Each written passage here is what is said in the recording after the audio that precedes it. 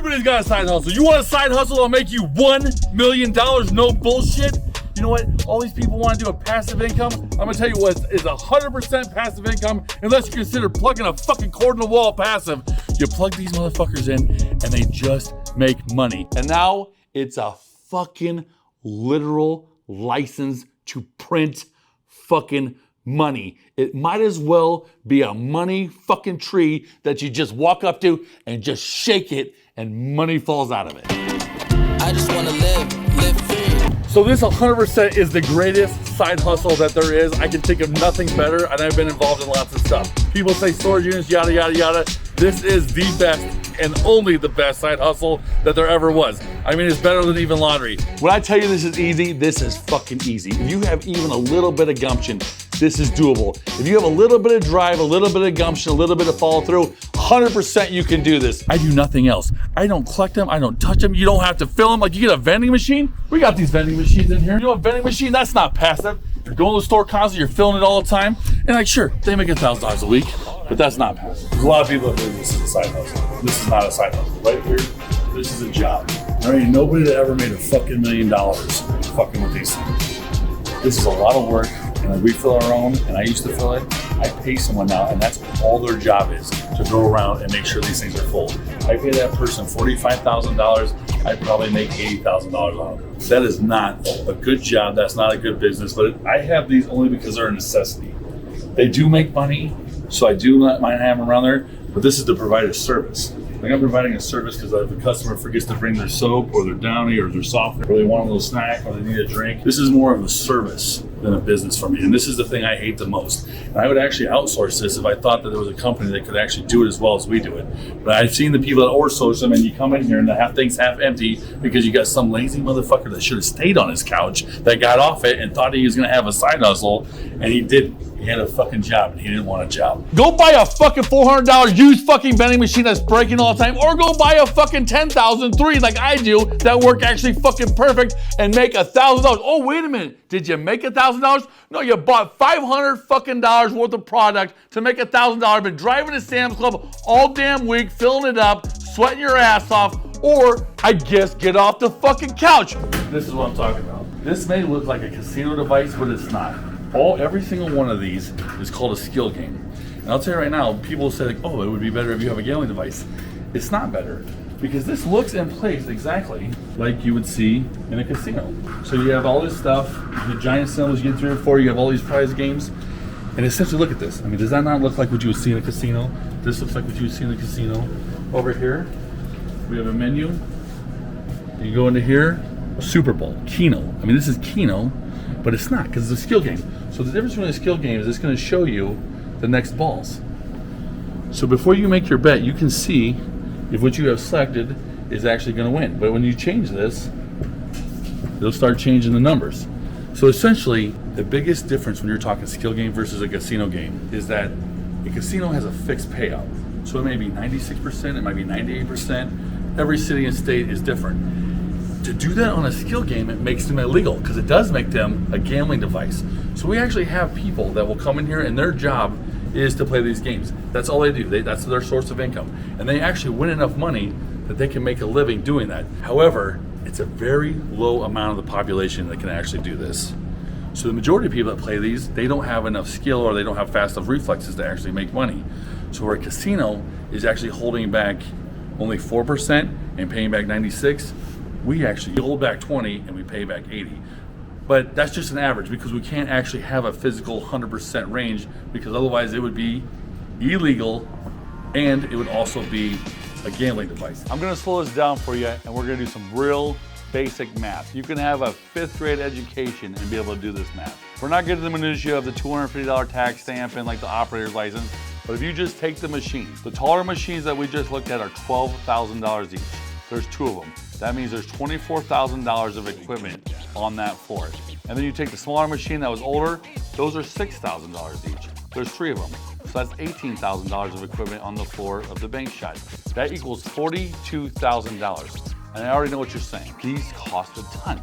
How am I gonna recoup my money? The lines are getting so blurred on these. Like, it used to be that you could 100% tell that it was a skill device versus a casino game. but everything's getting meshed and people are getting really good at creating content for these things, that they're starting to look and feel exactly like a slot machine, but they're not.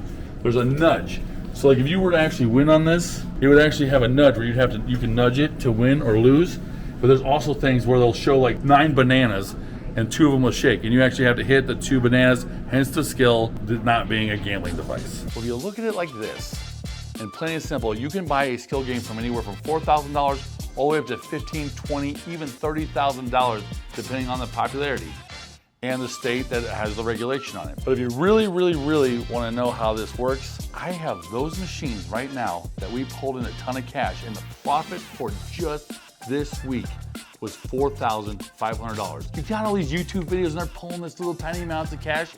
$4,500, they fucking wish. This building is already a functioning laundromat. It's already a business that produces and makes money without anything else. I add this device, all it takes is a little bit of power every single month, and it just produces money. That's it. We already have an attendant that's cleaning them, so they actually will cash out the tickets, but they're already here. That's not an added expense. We would have had that attendant here whether we had this device or not. And like another great thing about skill games versus casino games, you go to a casino game and it's one game. We have 7 different games on this machine. So you can actually go on one device and have 7 different games. And according to the state of Nebraska, this is still one device. 7 different skill games are on it, but it's one device. And you're allowed 5 of these for this building because it's 5,000 square feet. And the best thing is, do you see anything in the casino? This is the Department of Revenue. There's no gaming division. You don't have to deal with the regulation of gaming. You don't have to deal with the oversight because it's not a gambling device. It's a skill game. And we pulled out fucking probably $40,000, but we don't get to keep $40,000 because we've been paying money back, right? People win, and you want them to fucking win. The more they win, the more they play. Like nothing makes me, if we'd have been on that floor and someone just won $2,000, I would have been fucking excited in my heart.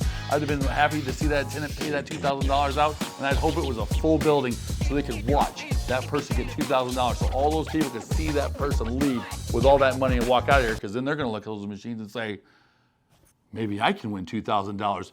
And maybe they can. I don't care. If they win $2,000, still don't give a shit. Because like I said, all that money that I put in there, all that money that we paid out is still made $4,500 this week.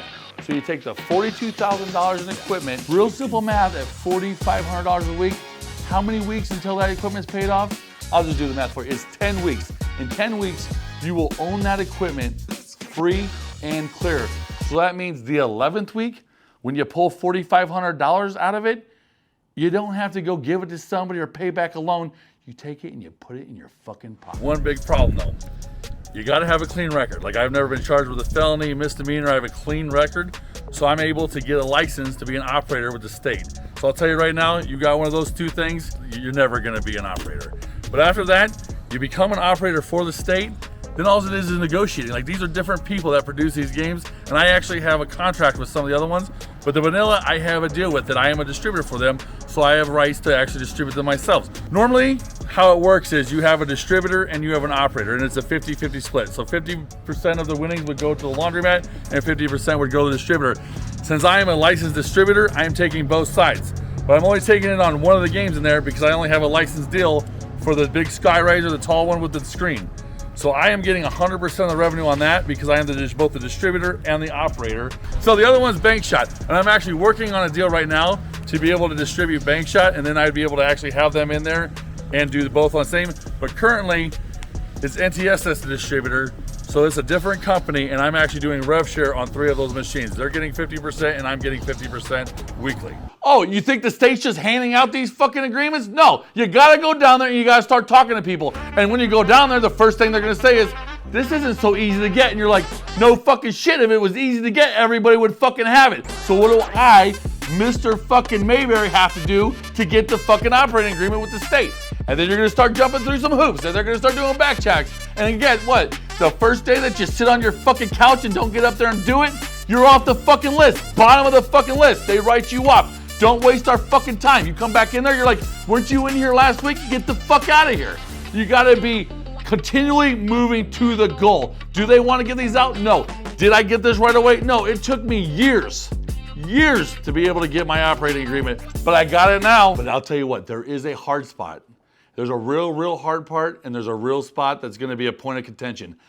I'm blessed that I actually already own businesses I get to put these in. The hard part is when you have to go to other people who own other businesses and try to convince them why you should put this in there and split the revenue with them. So you would come up to me and you're like, hey, Mr. Mayberry, I want to put this in your building. I said, why do I want you to take up this space? Like, this is space that I can use for valuable things that make me money. And you're like, yes, this also will make you money. It will make you a lot of money. And you have to convince them that it'll make you a lot of money. And once you do your first one, you want to record the money you're doing. So when you go to the second one, you can say, I've already been in this location and this is how much money we make a week. And the best part is, and this is where it's going to hurt, you're going to have to come up with that $42,000. Because if you want them to put this in their location, you are getting free rent. For that free rent, you are providing the equipment. You don't get to charge them anything, and it's a 50-50 split. It's standard in this industry, 50-50 split. So you're putting up $42,000 and you're risking this equipment in their thing. In return, they are giving you space in their very busy business that is going to generate revenue. And that's what you have to do. You have to convince them that you are investing in them $42,000 for their free space, and they in return are going to get $4,500 a week, and so will you. And you're both gonna have a great partnership. You're both gonna make a lot of money, but you gotta be up. No one's gonna call you and ask for this. No one's gonna beg you to do this. You have to go out and find the locations. That's the only hard part in this. So if you can't get off your fucking couch and go find locations to put them in, stay on your fucking couch. Eat the fucking Twinkie, fucking jerk off, I don't care. But if you can get out of your fucking house, make a fucking coherent sentence and make someone understand that you're about to make them a lot of fucking money, then get the fuck off the couch. Go down to the Department of Revenue and get yourself a fucking license. So you think this is all bullshit and you don't believe that this side hustle is gonna make this? Well, here is the fucking proof. You can actually look at this. I'll let you get close up on this. This is not fake fucking money. This is not loaded bills. Every one of these is a $100 bill. And I will even tell you, the real problem begins when you try to take this much cash to a bank. It makes real problems, like IRS problems, because the bank's gonna say, how do you have this much money? What are you doing to earn this money? And you say, obviously I'm a drug dealer. No, just kidding. You don't say that. You do not say that. But it does become real. Like, this is all this is $100,000, $115,000 that we're gonna take to the bank and we're gonna deposit it. And it's all from what we've done this week. And that's exactly how the $1 million side hustle is accomplished. Now let's get the fuck out of here. So if you want to see how to make a $1 million side hustle, click the next video, subscribe, hit the bell, like it, don't like it, something. But show me that you want to see more and I'll keep showing them to you. I'll teach you dumb motherfuckers how to do this just like I do it. I just wanna live free. I love the feeling that you're giving me. I just wanna live free. I love the